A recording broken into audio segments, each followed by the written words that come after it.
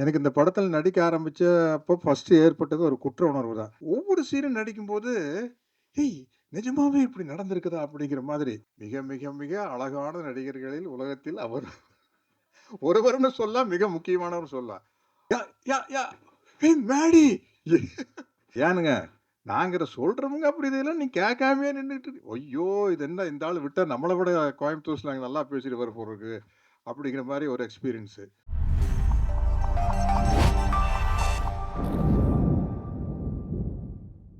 எத்தனையோ கதாபாத்திரங்கள் பண்ணியிருப்பாங்க. முக்கியமான பெரிய, பெரிய ரோல்ஸ் எல்லாம் ப்ளே பண்ணி அந்த ஒரு பெருமை அவருக்கு இருக்கும். அதே மாதிரி இந்த படத்துலயும் ஜிடி நாயுடு சாருடைய ஒரு படத்துல அவருடைய பயோபிக்ல ஒரு முக்கியமான கதாபாத்திரம் அப்படின்றப்போ, கோயம்புத்தூர் பெருமை, ஊர் பெருமையும் சேர்ந்து நம்முடைய தமிழ் வந்து இவ்ளோ பெரிய விஷயங்கள் பண்ணியிருக்காருன்ற இந்த இந்த இந்தியனுடைய பெருமையும் சேர்த்து நீங்க வந்து நடிச்சிருப்பீங்க.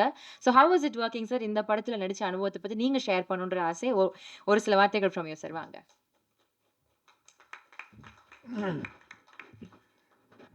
பத்திரிகை நண்பர்களுக்கும், ஊடக நண்பர்களுக்கும் என்னுடைய முதற்கண் வணக்கத்த தெரிவிச்சுக்கிறேன்.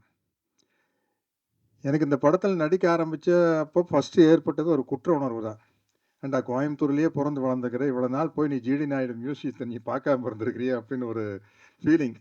எனக்கு ராஜ்குமார் சார் கூப்பிட்டு போய் காட்டுனாரு. எப்படி இவ்வளோ நாள் நம்ம மிஸ் பண்ணோம்?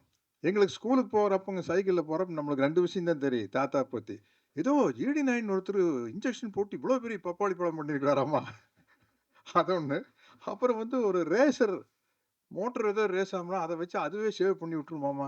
அப்படின்லாம் பேசிக்குவோம். ஸ்கூல்ல போற வழியில நம்ம யுஎம்எஸ் பில்டிங் வழியா தான் போவோம். கன்ஸ்ட்ரக்ஷன் ஃபார் டிஸ்ட்ரக்ஷன்ட்டு இவ்வளோ நெருக்கமான பழக்கம் எங்க எங்க குடும்பம், அவங்க குடும்பம் ஒரு 4 தலைமுறையா பழக்கம்.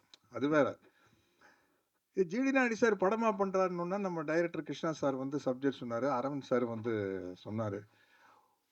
ஒவ்வொரு சீனும் நடிக்கும்போது, "ஏய்! நிஜமாவே இப்படி நடந்திருக்குதா?" அப்படிங்கிற மாதிரி.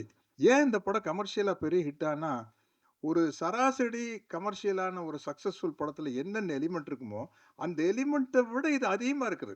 ஒரு சேலஞ்ச் இருக்குதா? தொட தட்டுற விஷயம். அண்ணாமலையில ரஜினி சார் குறிச்சு வச்சுக்கங்கிற மேட்டர் இருக்கு இல்லையா?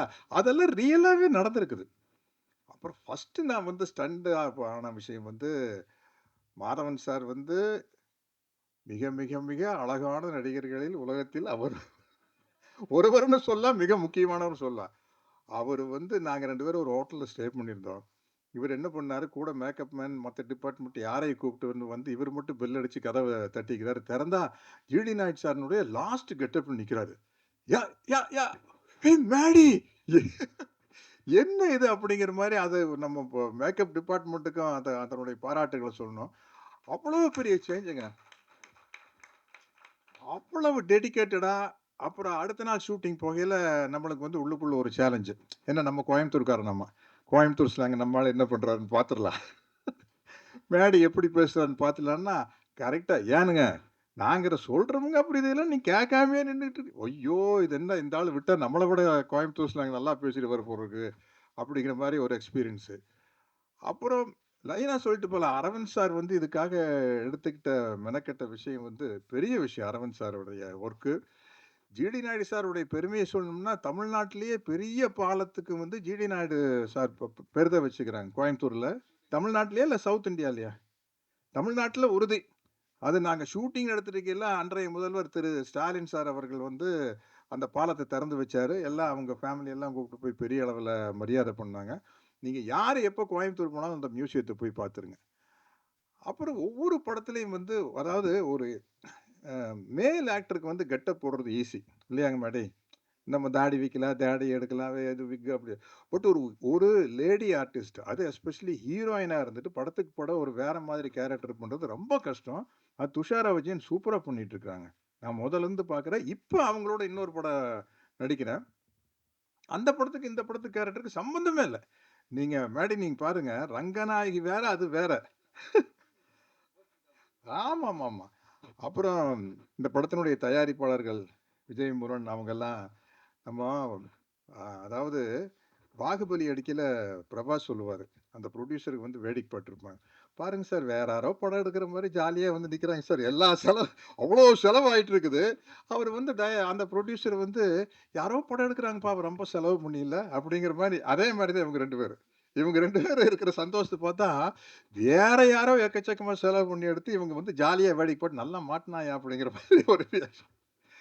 ஆனா இந்த படம் வந்து உலகம் பூரா பெரிய அளவுல ஒரு சாதனை பண்ணுங்க. ஏன்னா வந்து அவருக்கு ஜிடி நாயுடு சார வந்து நம்ம சும்மா கோயம்புத்தூர்காரங்க, தமிழ்நாட்டுக்காரங்க, இந்தியாக்காரங்கன்னு சுருக்கவே முடியாது. சுருக்கவே முடியாது. அவர் வந்து எடிசன் ஆஃப் இந்தியான்னு போட்டிருக்காங்க. அ நம்ம எப்பவுமே வெளிநாட்டுக்காரங்கள அதிகமா புகழ்வோம். அஃப்கோர்ஸ் சினிமாங்கிறது எடிசன் கண்டுபிடிச்சது தான். நான் வந்து சிகாகோலருந்து நயாகரா ஃபால்ஸுக்கு போற வழியில ஒரு லெஃப்ட் சைட்ல ஒரு சின்ன கிராமம். அதுதான் வந்து எடிசன் பொறந்த கிராமம். அப்ப போர்டு வச்சிருந்தது. எனக்கு ரொம்ப விஞ்ஞானிகளை மதிக்கணுங்கிற ஒரு எண்ணம் இருக்குது. உடனே அந்த கிராமத்துக்குள்ள போனா, அவருடைய கண்டுபிடிப்புகளை எல்லாம் வச்சிருக்கிறாங்க. எடிசனுடைய கண்டுபிடிப்புகள்லாம். அத பார்த்துட்டு நம்ம ஜிடி நாயுடு சார் மியூசியத்த வந்து ராஜ்குமார் சார் கூட்டு போய் காட்டுனாரு. இது வந்து அத தாண்டுன விஷயம். உண்மையில சொல்றேன். நம்ம எல்லாரும் காலர தூக்கி விட்டுக்கலாம். அத தாண்டுன விஷயம். அத வந்து நம்ம மேடி அவர் எடுத்து நடிச்ச விதம் என்ன நெறைய ஸ்டேஜஸ் இருக்குது. ஒரு கிட்டத்தட்ட 25 வயசுல ஆரம்பிச்சிருமா கதை. ஆரம்பிச்சு அவருடைய டெத் வரைக்கும் போகுது. எல்லாமே வந்து வித்தியாசமான கேரக்டர்ஸ். இந்த மாரி ஒரு பயோபிக்க வந்து கிருஷ்ணா மாரி டைரக்டர்னால தான் அத டிசைன் பண்ண முடியும். ரொம்ப ரொம்ப கஷ்டமான விஷயங்க. அத சொல்லி அந்த குடும்பத்தில அப்ரூவல் வாங்கி எனக்கு இதுல வந்து ராமையா பிள்ளைன்னு ஒரு கேரக்டர். நான் கேரவான்ல உட்காந்துட்டுருக்கிறேன். என்கிட்ட அசிஸ்டன்ட் வந்து சொன்னாரு, "சார் ராமையா பிள்ளை ஃபேமிலி உங்கள பார்க்க வந்திருக்கிறாங்க. அவரு பேரன் வந்திருக்காருன்னோனே." பேரன்னா நானா நெனச்சுட்டு ஒரு 10 வயசு பையன் ஹாஃப் பேண்ட் போட்டு நின்னுட்டுருப்பாரு அப்படின்னு. வெளியில வந்து பார்த்தா, அவருக்கு கிட்டத்தட்ட என் வயசாச்சு. 65 வயசு, 70 வயசு இருக்கும். அவரு வந்து, "சார் நான் தான் ராமையா பிள்ளையுடைய பேரன்" அப்படின்னா, அதான் என்னுடைய அந்த கேரக்டர் ராமையா பிள்ளைன்னு. அப்புறம் அவரு சொல்றாரு, "சார் ராமையா பிள்ளை வந்து உங்க பெரியப்பா கிட்ட கணக்கு புள்ளையா இருந்தார் சார். அவரு தான் சார் ஜிடி நாயுடு சார்கிட்ட சேர்த்து விட்டாரு எங்க தாத்தாவ" அப்படின்னாரு. அவ்வளவு நெருக்கமான சீன்ஸு. இன்டர்வல் பிளேஸ்மெண்ட் சீன் எல்லாம் தெறிச்சிரும். இந்த இடத்துல வந்து என்னுடைய நண்பர் ஜெயராம் இல்ல, பின்னி பெடல் எடுத்திருக்காரு. அத்தன பேரும் வந்து எக்ஸ்ட்ரார்டினரியா பண்ணியிருக்கேன். அதித்தி காம்பினேஷன் எனக்கு இல்ல. அதனால கரெக்ட்டா என்ன என்ன சொல்றதுன்னு தெரியல. இந்த படம் வந்து கமர்ஷியலா, பயோபிக்லயே வந்து மிகப்பெரிய வெற்றி அடையும் அப்படிங்கிற நம்பிக்கை இருக்குது. இந்த படத்துல நானும் இருக்கிறேன் அப்படிங்கிறது எனக்கு ரொம்ப மகிழ்ச்சியாவும், ரொம்ப பெருமையாவும் இருக்குது. இந்த படம் இவ்வளவு கிராண்டா வந்ததுக்கு ரொம்ப முக்கியமான காரணம் ராஜ்குமார் சாருடைய, ஈடி நாயுடு சாருடைய ஃபேமிலி சப்போர்ட் தான். ஏன்னா, இப்ப நீங்க பார்த்த காருகள்லாம் இருக்குதே, இந்த காருக, இந்த எக்யூப்மென்ட்டுக்கெல்லாம் நம்ம எங்க போறது? ஆர்ட் டிபார்ட்மெண்ட்ல சொல்லி செய்றதுன்னா பெரிய விஷயம். அந்த ஒரு ஆஸ்டின் ஒண்ணு பறந்து போகுமே. நான் இவர்ட்ட கேட்டேன், "சார், என்ன சார் ஆன்டிக் காருக்கு வந்து விலையே இல்ல. நம்ம சொல்றது தான் விலை." "சார் என்ன சார் ஆஸ்டின் எல்லாம் பறக்க விட்டுருக்கீங்க. இது என்ன சார் சிஜியா? ஏஐயா சார்?" அப்படின்னு. "சார் ஒரிஜினலா விட்டோம் சார்" அப்படிங்கிறாரு. அதே மாரி ஜெர்மன்ல அந்த பெரேடு நடக்கும்.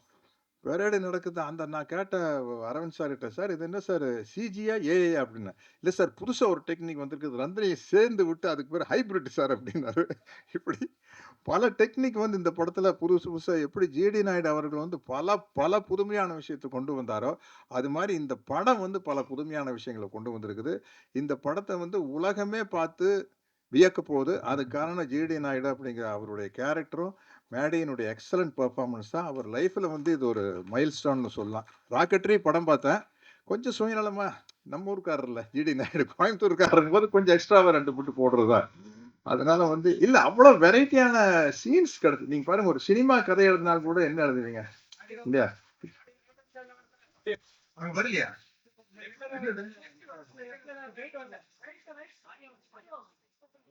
ஆடியோ வருதா? பேசுறதுக்குள்ள கரெக்ட்